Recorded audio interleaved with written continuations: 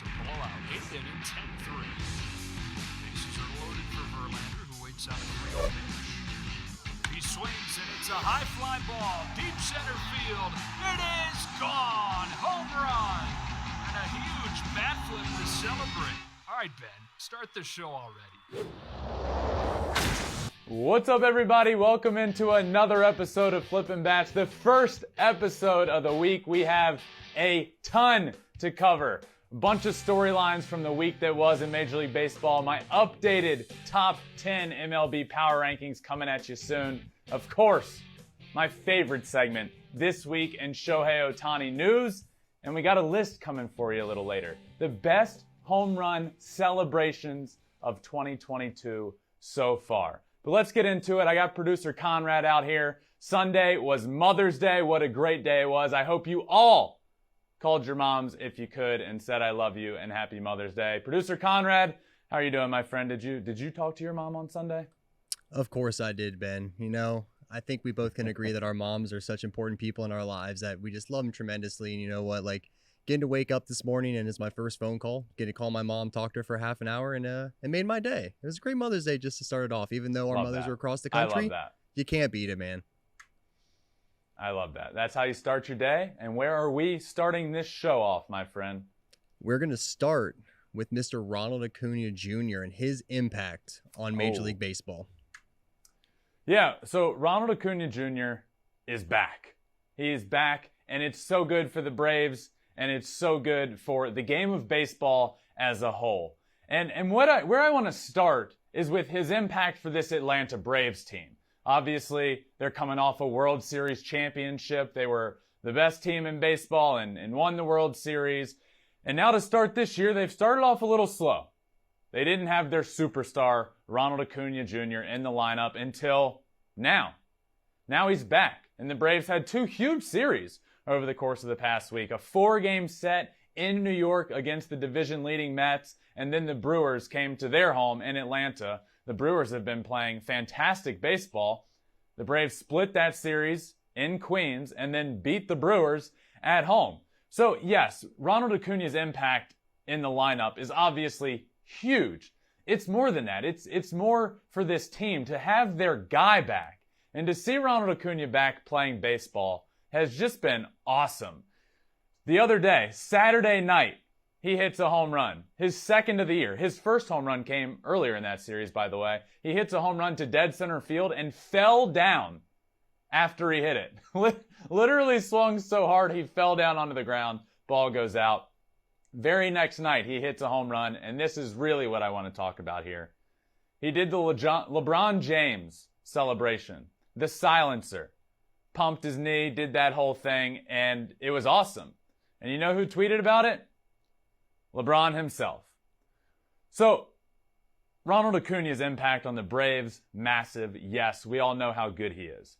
His impact for the game of baseball is far greater than most people can possibly understand. The way he goes about his business on the field, the energy he brings, the passion he brings, the excitement that he brings is next level.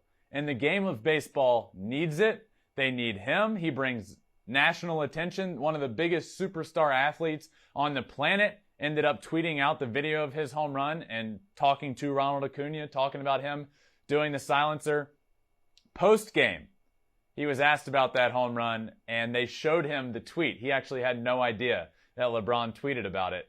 And he was so pumped. He said, that's a really cool moment for me. For him to do that is something that's really special.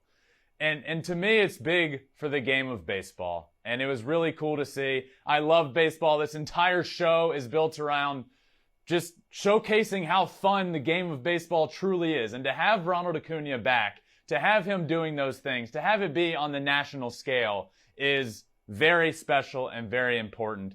One thing that I struggle with here, producer Conrad, is I don't know if you remember this, but my pick to click 2 weeks ago was that Ronald Acuña Jr. would hit his first home run of the season and the Braves would start winning.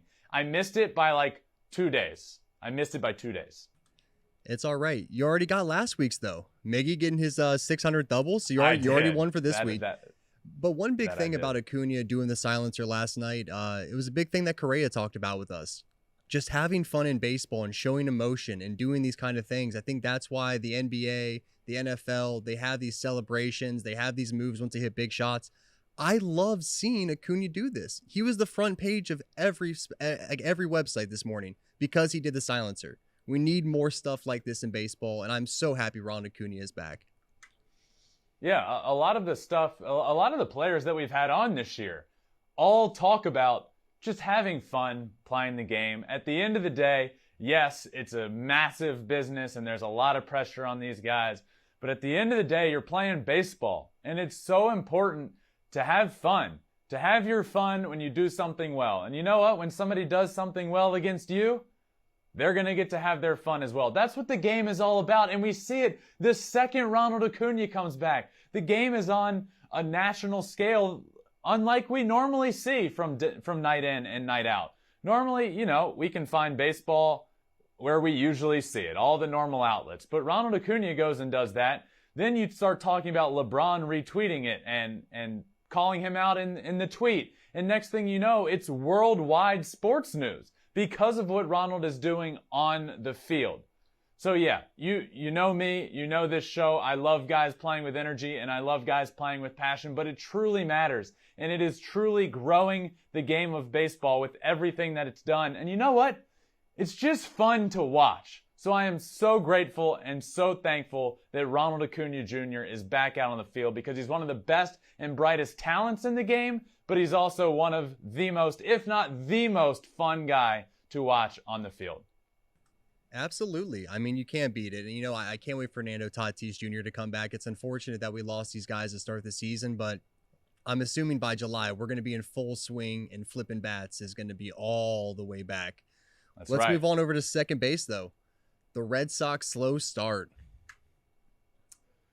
Yeah, the Boston Red Sox. They stink.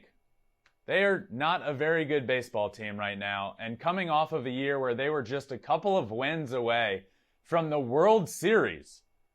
What's going on? What's the problem with the Boston Red Sox? So I really started thinking about this, and last year, heading into the season, I predicted them to make the playoffs. When nobody else was, I thought they were good enough to make the playoffs. And I will say, they overachieved a little bit last year, in my opinion. Their offense is good and can be really good, but I think the whole team overperformed a little bit, overachieved. Nobody was expecting them to be in the ALCS and to be a couple of wins away from the World Series. So now you come into this season, 2022, and expectations are higher than I feel like they should have been. Yes, the offense can be really good, but the pitching is just not there for this Red Sox team. But you know what also hasn't been there all year long? The offense. This Boston Red Sox team needs to be better than they are. They're in dead last place in the AL East. Yes, one of the best divisions, if not the best division in baseball. But they shouldn't be in dead last place behind the Orioles.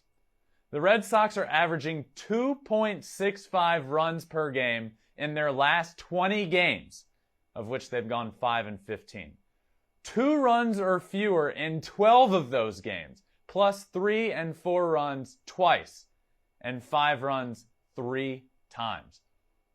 That's really bad. That tweet adds sad at the end. Red Sox stats with that tweet. It's really bad. So let's start with that offense, because the offense is what needs to be better. This team is built to hit. They're built to be good offensively, and if they are not, well, they're going to be really bad. And right now, they are really bad. Let's look into this. They are 28th in Major League Baseball scoring runs at just 3.28 runs per game. Only the Royals and the Tigers are worse than that. They're 28th in home runs, 26th in team OPS, and they have just 2 players on their roster hitting over 300. This is unprecedented for a team that should be so talented. Another tweet coming in from Tony Maserati. I don't think I've seen a Red Sox lineup this anemic in 30 years. 30 years. The Red Sox have started 10-9 Their worst start since just 2020 when they started 9-20. But this is just the third time, okay? The third time since 1966 that they have won 10 or fewer games in their first 29 games. They have a minus 15 home run differential through 29 games, which is the third worst in franchise history. When you start talking franchise history and Boston Red Sox, that's a long, long time. The third worst home run differential in franchise history. They've scored 95 runs through their first 29 games, which are the fewest since 1968. That's brutal. That's really bad. And that's just the offensive side of things. That was supposed to be what carried this team. Producer Conrad, it's not pretty. It's not pretty, but I think one thing that baseball fans have to understand too, I'm sure Red Sox fans are all screaming it right now. They have been so unlucky. And I know every baseball fan says their team is unlucky at certain moments with certain plays, catches, strikes, calls. But I feel like at one point this season, the Red Sox got walked off like 6 straight games in a row. Toronto was just down like 3 or 4 runs each game. Now, how much does that play a factor into it and like overall demeanor? Like you keep getting walked off. You're winning games, then you lose in fashion like that. That has to have a major effect. I'm sure it has an effect on the locker room, but I'm not going to sit here right now and say the Boston Red Sox have been so unlucky and that's why they are where they are. Sure, when it happens in the moment, it can affect the locker room, and when you're already not winning a bunch of games, it sucks to lose in an unlucky way, or if we're considering walk-offs unlucky, maybe you should have just scored more runs earlier in the game and you wouldn't have gotten walked off. But we just addressed they're not scoring any runs. This team's problem is they're not scoring any runs, and it takes runs to win a baseball game. It's been brutal. It's been pathetic. And I won't sit here and say that, yeah, you know, they're not very good, but they've gotten unlucky. Sure, but they just stink. And plain and simple, they need to be better. It's been atrocious. At home. At Fenway. It's supposed to be so difficult to go into Fenway Park and to win baseball games. At home, they've been averaging 2.29 runs per game. 26th in Major League Baseball. They just got swept by the Chicago White Sox. They lost the series to the Angels. It has been brutal. They are 24th in OPS at home, 23rd in home runs, with just 8 in 13 games. So I don't even know what the answer is for this team. You already up against it because you needed your offense to go above and beyond and be elite.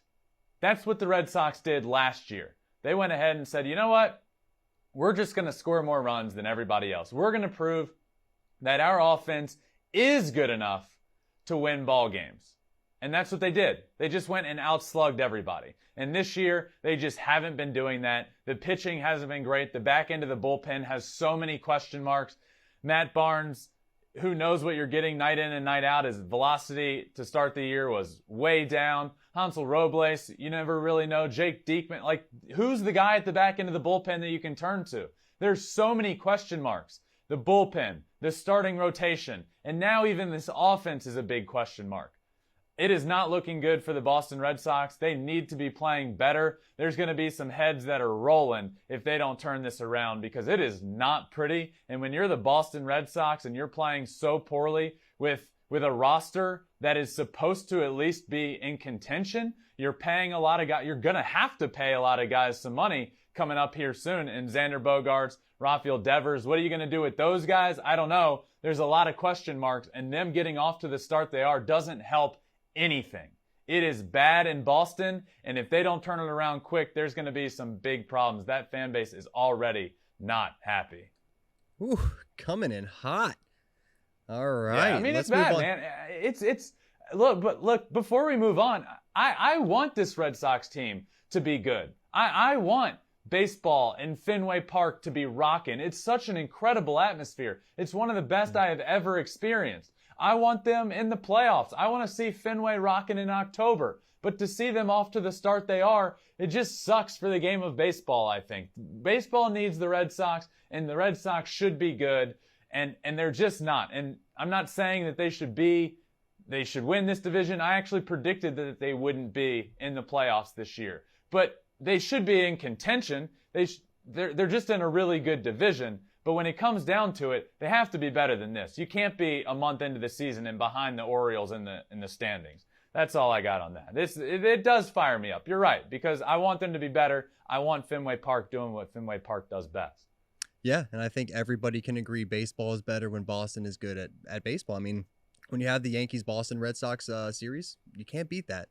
Let's move on to third base, though. Onto this Houston Astros team. You know, we talked a little bit about them on Thursday and how they're starting to really become elite again. I mean, they've won 7 in a row now. They're sitting at 18-11, first in the AL West. And out of the last 7 games, the most runs they've allowed in a game is 2. How good is this Houston Astros team? That's great.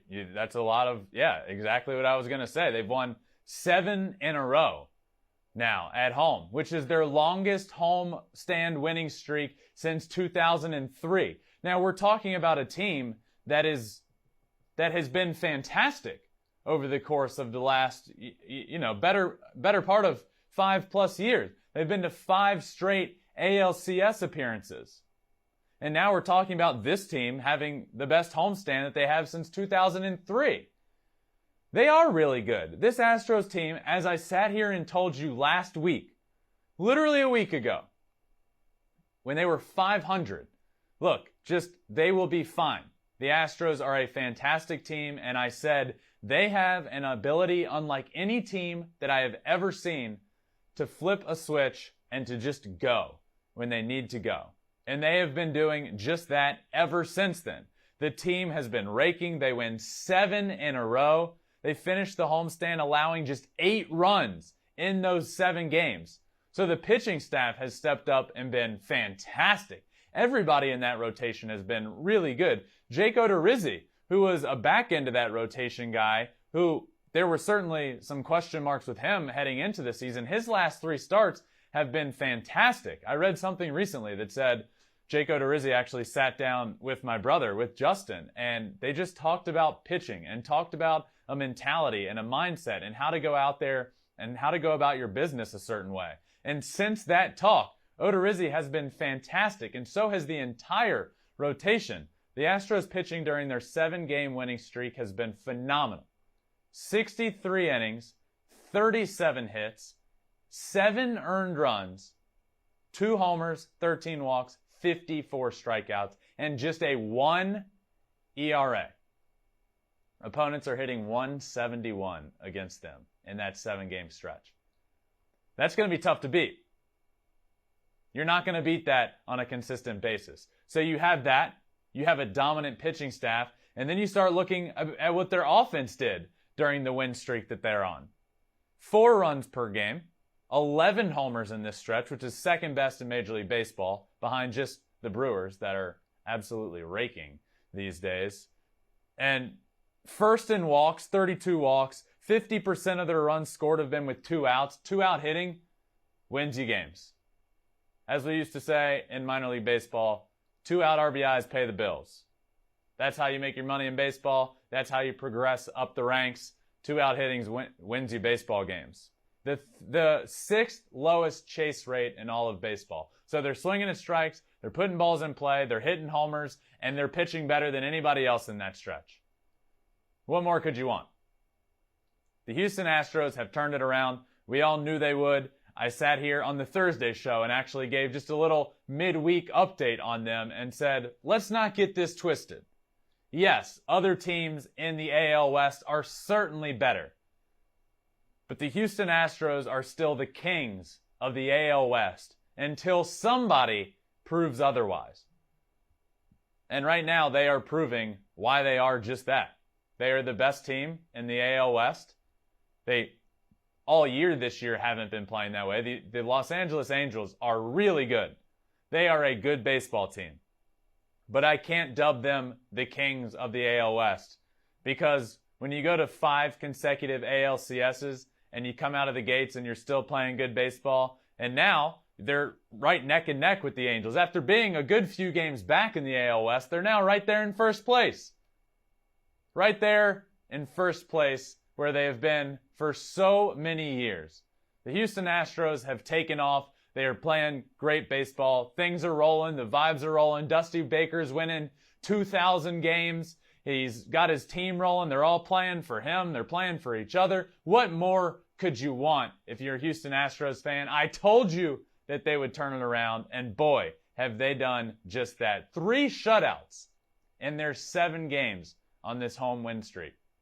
3 of those 7 wins, they shut out the opposing team. That's pretty impressive, Conrad. It's extremely impressive. You know, I mean, I've seen so many of the Astros games this year, and we talked about on Thursday again, but I mean, they're just getting impact bats from the entire lineup. Between like Brantley, Bregman's looking like Bregman again, which is a beautiful thing to see at third. Yeah, he does. And I mean, I don't know how the world just doesn't understand that this Houston Astros team is very real, and they're going to be around for a long time. This core is just so good. With Altuve getting going again, they're going to be really hard to beat in the AL West. You know who's quickly becoming a part of that core, before we move on, becoming a big part of that core is Jeremy Pena, a rookie who steps in to fill in for Carlos Correa. And look, like I say, you can't expect him to be Carlos Correa, but he has been fantastic this year. So yeah, you look at that Astros team, the core is playing so good now. Since Jose Altuve came back from his little injury, he's been fantastic. He's been really good. Kyle Tucker has been great. Jordan has been great. Alex Bregman is back to looking like the year he was an MVP candidate. And then you look at Jeremy Pena, who's kind of the guy that is finishing off. He's pulling this team all together. You know what the core can do, but there was a big question mark this year at shortstop, and he has gone above and beyond filling in that answer of not only is he serviceable, he is very, very good. He could certainly win the American League Rookie of the Year, and he has been fantastic for the Houston Astros, not only during this 7-game stretch where he's hit a couple of bombs. He has been really good all year, and when it struggled with the bat, if there's a couple games where he's struggling with the bat, he's been picking everybody up with his glove. He has been good on both sides of the ball. Very, very impressive. And when you start talking about the core of the Houston Astros, we might be putting him in that conversation pretty soon. You're absolutely right, man. Jeremy Pena has been extremely good, extremely clutch this season, and they have a good, young, fun roster to complement the guys that have been there for a while. So we'll see how far this Astros team can go. I mean, 5 straight ALCSs. Who's to say they won't make 6? Moving on to home plate. We have big markets doing big things. The 2 New York teams are at the top of their division, and now, well, technically only one of the LA teams are, but all week, both Los Angeles teams were at the top of their divisions. Yeah, I mean, all year. It's the first year in history that through April, both LA teams and both New York teams were in first place in their division. You have the Dodgers, you have the Angels, which was a surprise to be in first place. But look, I knew this Angels team was better. I knew they were better than in years past. For a while, it's been about health for them.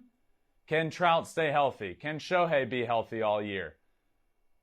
But the biggest question mark of them all for the Angels was their pitching. And the pitching has been so good for them this year. Everybody has stepped up and been good. Noah Syndergaard's been good. Shohei Ohtani looks like a Cy Young candidate out there on the mound. Michael Lorenzen has been good.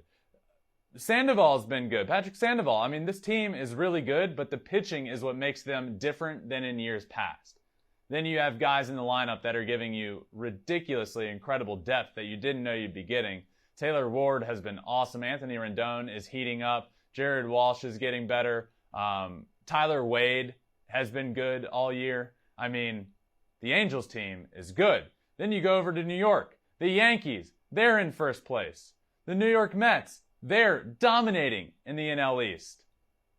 Big markets doing big things, and it's big for baseball. I love to see it.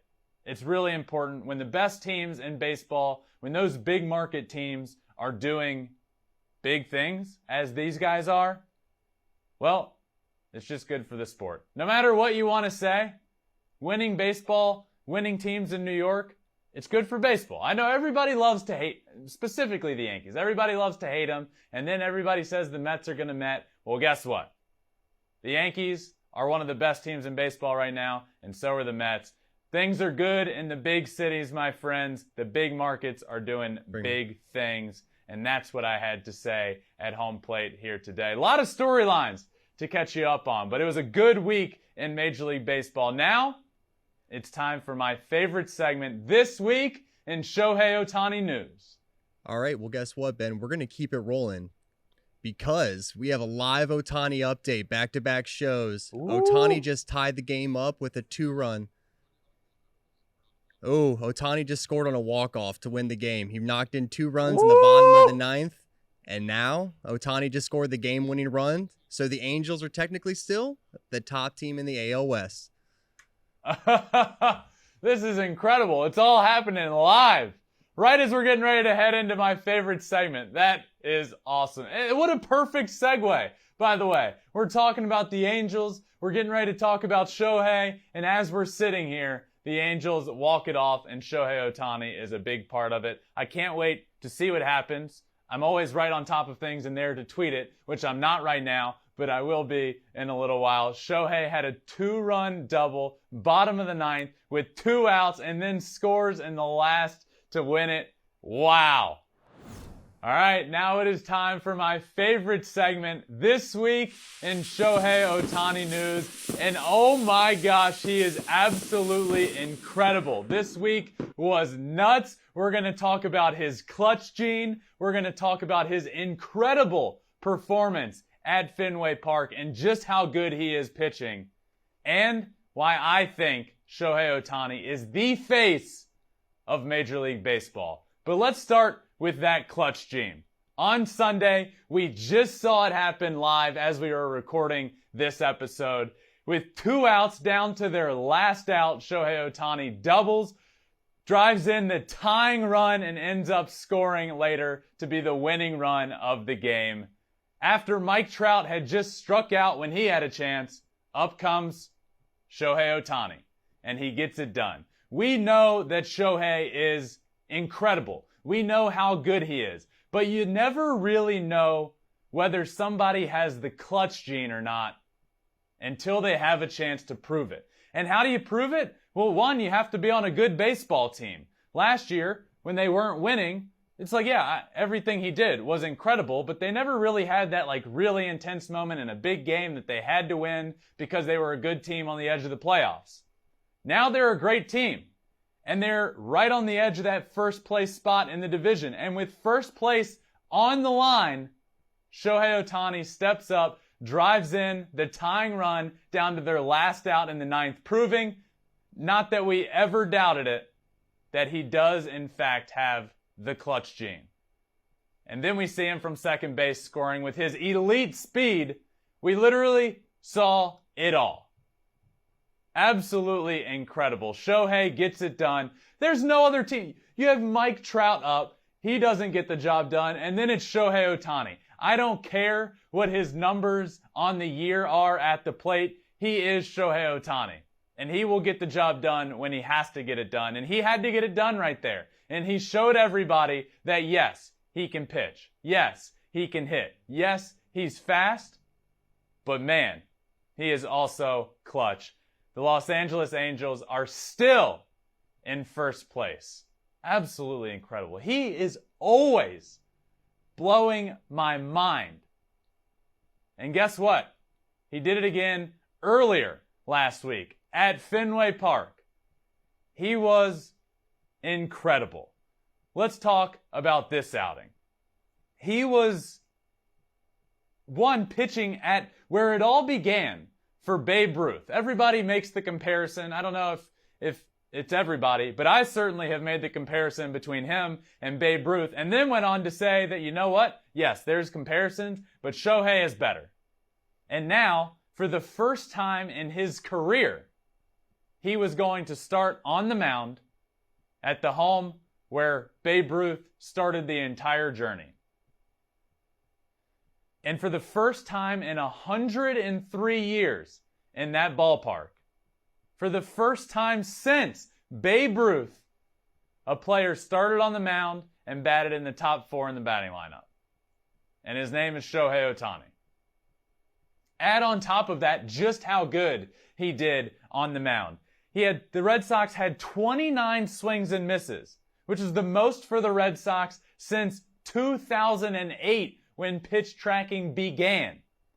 He induced 29 swings and misses. The second most swings and misses in a game for Angels in the pitch tracking era. The second most ever that game, 29 swings and misses. Only Patrick Sandoval in 2021 had more with 32. So he was brilliant on the mound.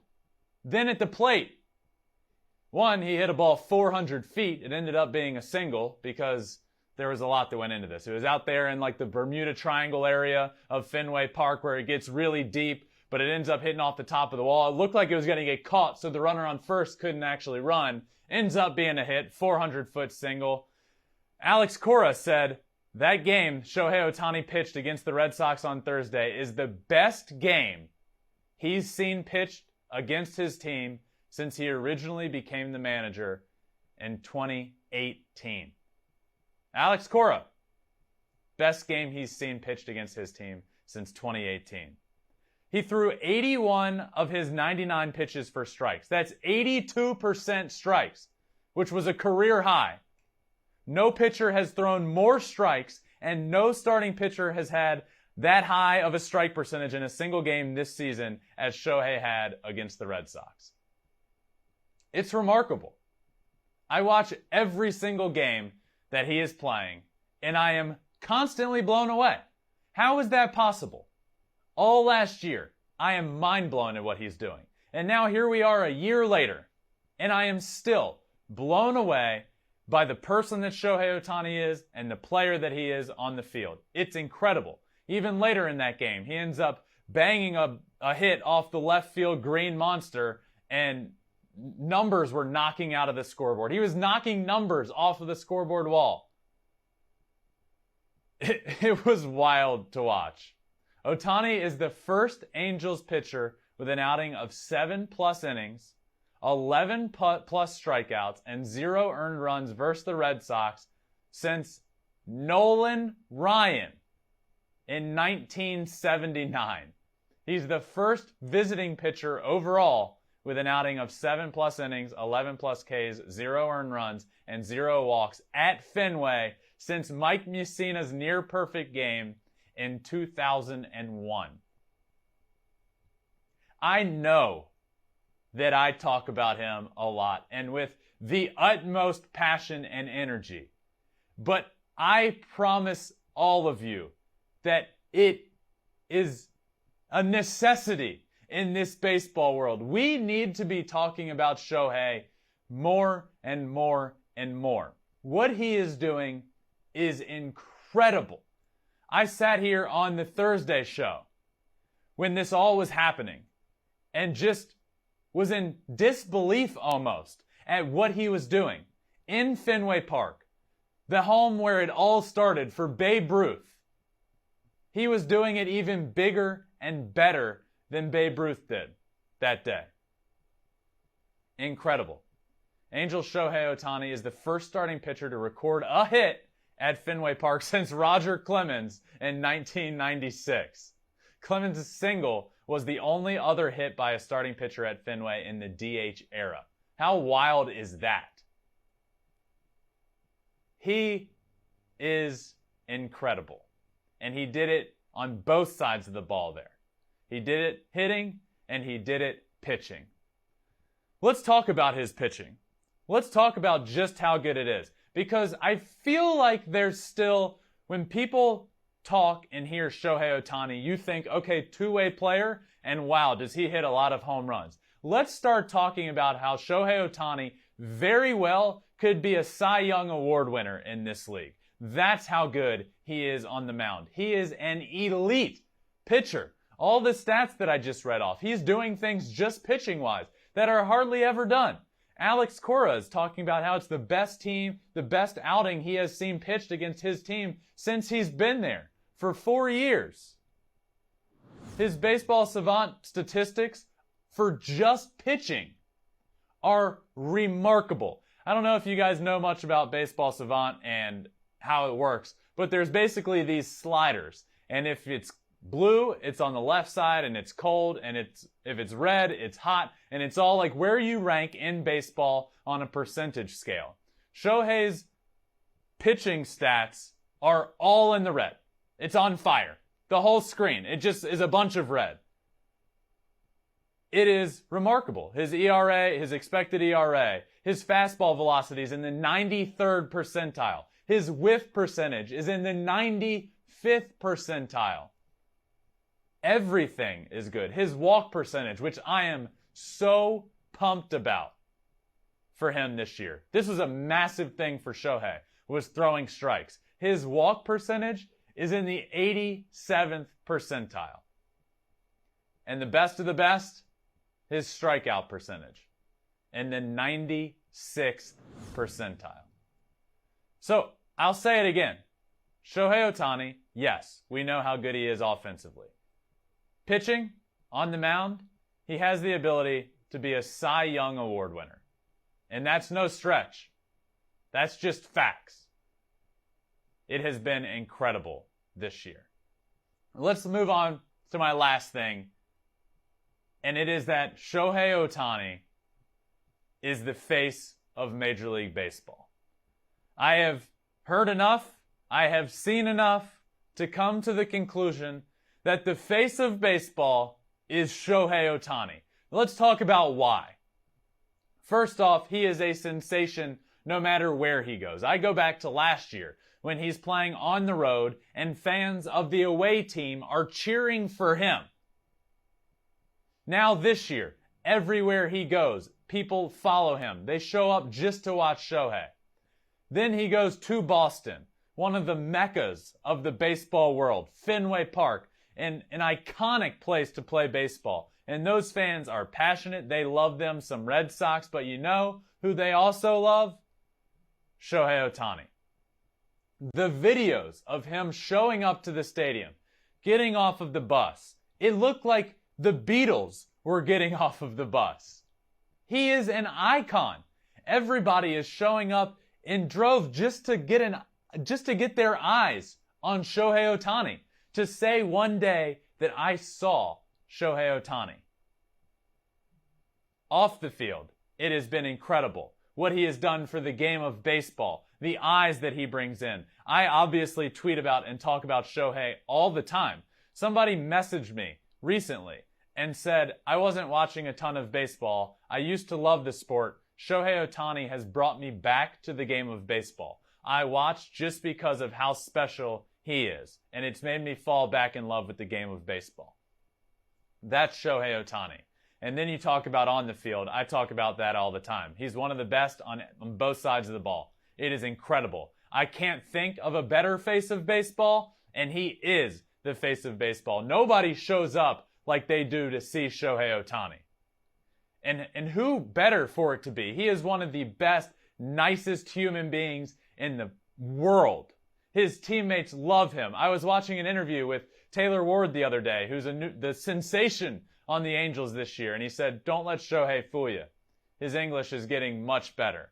He's having fun on this team. He's rocking cowboy hats. He's pitching great. He's hitting bombs. He's tying games in the bottom of the ninth down to their last out. He's clutch. He's doing it all, and he is an icon, and he is a special person to even get your eyes on. And that's why, to me, Shohei Ohtani is the new face of Major League Baseball.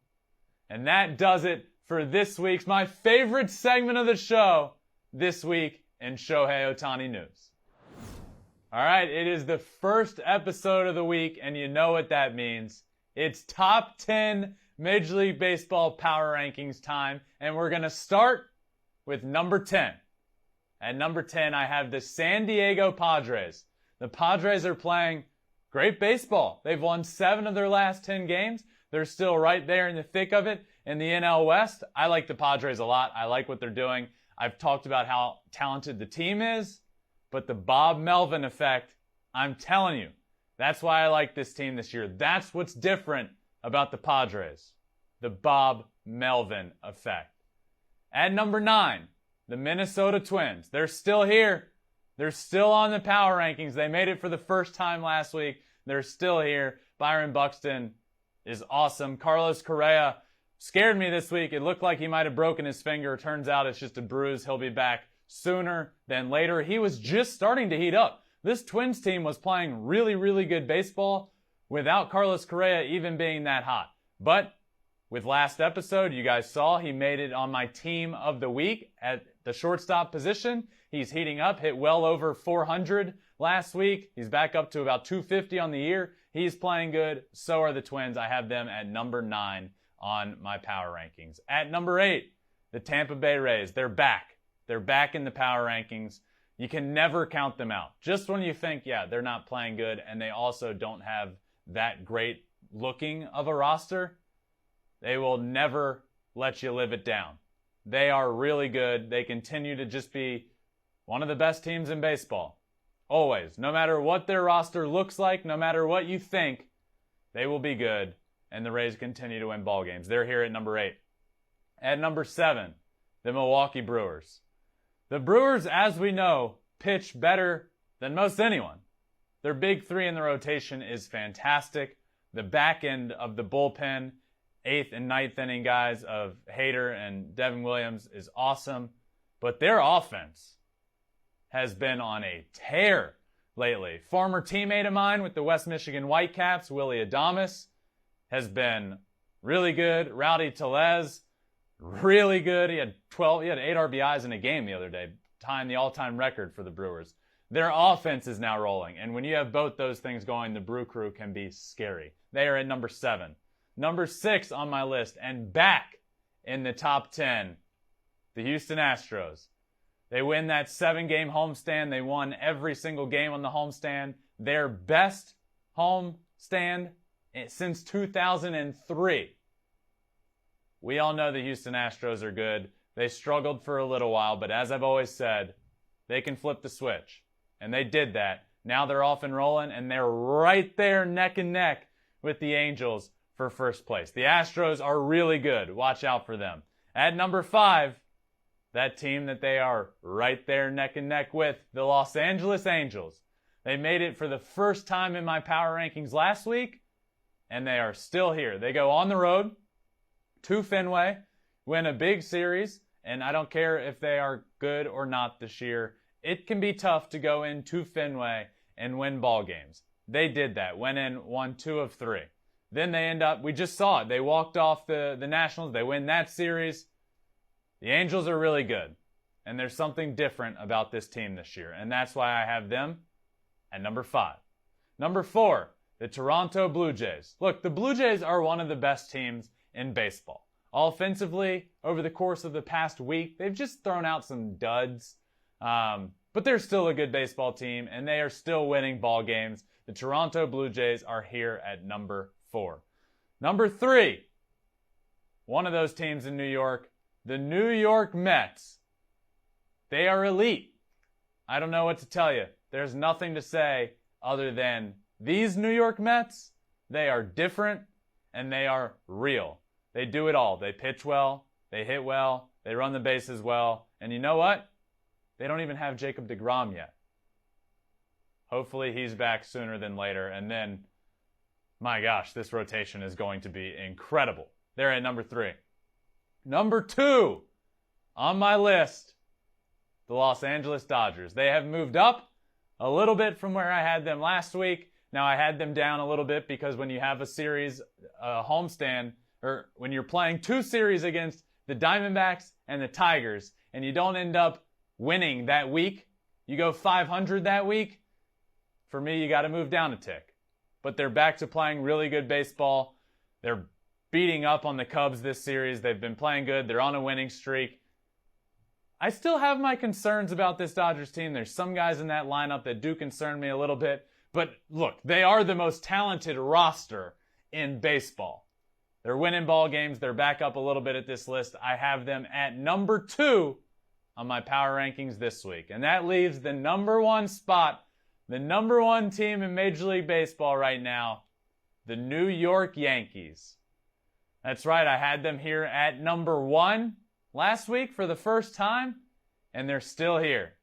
Gleyber Torres on Sunday hitting a walk-off homer.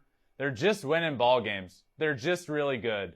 They are doing it all. They are pitching well. Their stars are playing well. Garrett Cole, everybody was questioning him at the start of the year. The only thing I said when I questioned him was, hey, Garrett needs to step up and be the superstar that he is on this team. But at the end of the day, he was still throwing 99, 100 miles an hour with wipeout stuff. He was just getting hit around a little bit and not throwing a ton of strikes. Well, look at him now.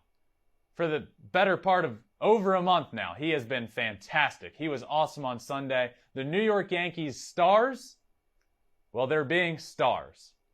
And they have stars all around their team and around their roster, and they are winning baseball games, and they are a lot of fun. The New York Yankees are here at number 1. They are back-to-back number 1 on my power rankings, and they wrap up this week's top spot on my top 10 MLB power rankings. All right, and now it's time to get into a fun top 5 list. I like to do lists whenever I can, and Ronald Acuña got me to thinking this week, what are the best home run celebrations that we have seen this year? That's what this show is all about. Having fun, showcasing the fun side of baseball, and what's more fun than bat flips, home runs, celebrations, and all that good stuff. So, producer Conrad and I came up with the great idea of a top 5 list of the best home run celebrations this year. Conrad, this is the perfect list for our show, I think. It absolutely is, Ben. This one was a no-brainer for us. After seeing Ronald Acuña's silencer last night, It really had us thinking, man, what is the best of the best home run celebrations in 2022? There's been a ton of great ones in the past, but we're not worried about the past. We're worried about the recency. And let's start with number 5. Pete Alonso silences the crowd. Pete Alonso, this was early in the year. This was hot off the press early in the Major League Baseball season. Against the Nationals, hits a grand slam. The crowd was going nuts early in the game. He hits the grand slam, touches home, and silences the crowd. I love a good silence the crowd. Finger over the mouth, just shushed them. And you know what? That crowd was silent. That was awesome. Pete Alonso on this list. I had him on another list earlier this year, most electric players in baseball, and that was the one of everybody that people kind of questioned. Should he really be on this list? I think so. I believe so. This is just another reason that he should be on it. That was sick. Here's the video if you're able to watch the video and not just listening to this. We're showing it now. The silencer. A different version of the silencer. Alonso touches home, silences the crowd. That was awesome. That's number 5 on our list. Coming in at number 4, just happened today on Mother's Day. We had Gleyber Torres hit in the gritty on the walk-off home run. That was sick. Gleyber hits the home run, ball to right field, comes around third, hits the gritty touching home. Immediately, I had already thought about doing this segment. We were planning on doing it. And then he just immediately propelled his name into this conversation. This is just fun. We're seeing this all over sports right now. We've seen it in every sport. We see it in the NFL, but then we saw it in the NBA. After guys are hitting three-pointers, they'll hit it. And now it's in baseball. We've seen it in soccer. It's worldwide now. And now baseball's doing it. Gleyber Torres hitting that home run to right, which would have been a home run, by the way, in 26 of 30 ballparks. I heard the manager post-game saying, well, it was, it shouldn't have been a homer. It's an out in 99% of ballparks. Not true. It went out, and then he hit the gritty. That's at number 4 on this list. Luckily, it's electric home run celebration in 100% of ballparks. Let's go to number 3, Jazz Chisholm Jr., the Euro step. Jazz Chisholm, friend of the Flippin Bats podcast, was just on a couple of weeks ago. If you haven't listened to him, please do it. Jazz Chisholm is an incredible talent in this game. He has a brilliant baseball IQ, and he is just pure electricity. He was number 1 on that list I did earlier of electric baseball players. He is also on this list of top home run celebrations, and he does it most every time he touches home, the Euro step. After every home run, Jazz Chisholm Euro steps into home. I actually asked him about that and how it started in our conversation. I love it. I absolutely love it. MLB The Show even picked it up. It's in the video game now. If you hit a home run with Jazz, he'll Euro step to home plate. Certainly an easy one and a necessity to be on this list is his Euro step. Yeah, the Euro step is absolutely electric. The first time I saw it, I was like, who is this guy and why did he just become my favorite player in Major League Baseball? Coming in at number 2, Seiya Suzuki with the bow. I love this.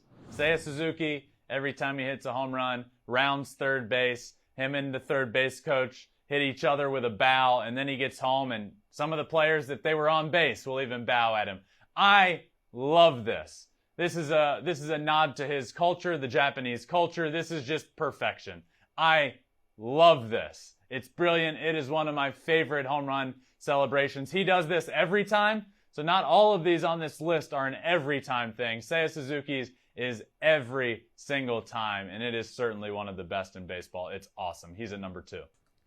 Coming in at number 1, and this one's no surprise. Ronald Acuña Jr. He's back, and he's hitting the silencer. Ronald Acuña is back, and he is immediately at the top of this list. The inspiration for this list of the top home run celebrations so far this year. He comes out, he does the LeBron silencer celebration. LeBron tweets out the video, talks about the silencer. He's just growing the game every step of the way. He is one of the best players in the game of baseball, and man, is he so good for the game of baseball and growing the game. And stuff like this is all about growing the game. This show is all about growing the game of baseball. My entire brand is about growing the game of baseball because I love it. I love the game. I love the sport. I played it for a long time, and now I get to talk about it. And nothing makes me happier than talking about Ronald Acuña being back, hitting home runs, and doing cool celebrations that wind up at the top of my list. And this week's list is top home run celebrations, and Ronald Acuña is at the top of it with the silencer that he did. Growing the game, baby. That's what this list is all about, and that rounds out the top 5. All right, and to end the show, as I do every week, extra innings, a little segment something that is special to me, something that sticks out to me, something cool. It could be anything. This week's extra innings segment is all about Mother's Day. Sunday was Mother's Day, and I love it because I love my mom. And one of the first thing I did on Sunday was I called my mom and told her I love her. And then I started watching a lot of baseball. And all around Major League Baseball on Sunday, it's all about the mothers. Everybody's wearing pink. Everybody's showing the moms in the stands watching. Everybody's, talking about their moms on the field. It is really and truly a cool and awesome day around Major League Baseball. Bryce Harper hits a home run early in the day, touches home plate, gets ready to walk into the dugout, finds the camera, and screams right into it, "I love you, Mom." I love that sort of stuff. That was a cool thing to see on Sunday. The catchers, all the catchers are wearing this pink gear in honor of the mothers on Mother's Day. There is something cool and special around baseball and Mother's Day. It is special. It is cool to see. And Sunday, for Major League Baseball, it was certainly a cool day to see. The Astros game, a bunch of the players brought out their moms to throw out the first pitch, and all of the players were at home lined up, catching their mom throw out the first pitch. What a cool day. What a special day. And it started with my mom. It started with me talking to my mom. And before I go, I just want to talk to my mom and say thank you. To be a mom of a baseball player, it's not easy. There are so many things that goes into it. All day, every day of my childhood, it was taking me from practice to game to practice. It starts in Little League, and then it goes to high school ball and all the lessons in between. Obviously, I love my mom, and I love every sacrifice that she was able to make for me. Off of the field, it's something that as I get older, I appreciate more and more and more because I realize, man, life is hard. There's a lot that goes into it, and for her to take that time to take me to everything and basically make her life all about me and her kids and just making sure Justin and I were successful, that's special. And the older I get, the more I realize how special it is and how awesome it is to have a mom that supported me in literally anything and everything I did. So that's going to wrap up today's episode of Flippin' Bats with that simple message. Mom, I love you. And thank you for everything you did for me. Thank you to everybody for listening to this episode of Flippin' Bats, the first episode of the week, a good recap episode, knocked out a lot of the new power rankings, all that good stuff. I love the first episode of the week. Thank you all for listening. If you're not subscribed to the podcast, make sure you click that subscribe button wherever you listen, whether it be Apple, Spotify, Google, all that good stuff. We also have social media, Twitter, Instagram. We shoot every episode on video. You can watch that on our YouTube at Flippin' Bats Pod. But again, thank you guys for listening. Next episode is Wednesday, another fun guest interview coming at you. But this has been a fun one. Thanks again. And this has been another episode of Flippin' Bats.